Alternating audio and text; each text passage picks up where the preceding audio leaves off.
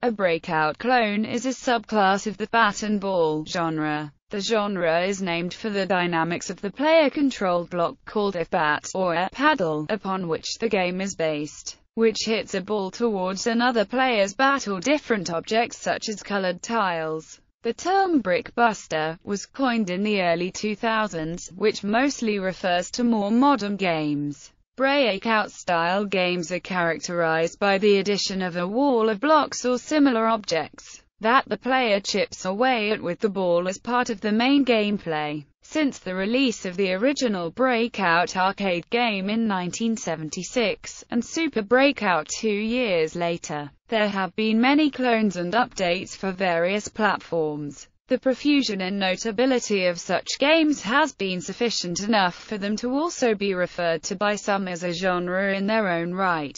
Among the cloners was Breakout designer Steve Wozniak, who wrote Little Breakout, a software version for the Apple II of his own hardware game. Breakout clone's status as a genre is slightly more established in Japan than in North America. Block Kuzushi is the name given in Japan to these games, while Casse-Briquets is the name given in France to these games. A number of Block Kuzushi games were released in Japan under the title Block Kuzushi, including members of D3 Publishers' Simple series and a color TV game system by Nintendo. However, this is a generic name referring to the genre. The games titled Block Kuzushi are all distinct games and should not be considered as a series. In 1986, Arkanoid revitalized the concept by adding power-ups and a more textured, layered feel to the visuals. Many Breakout clones since then have been styled after Arkanoid. In 1991, Atari Games released a remake of Breakout called Off the Wall. It modeled Spin on the Ball.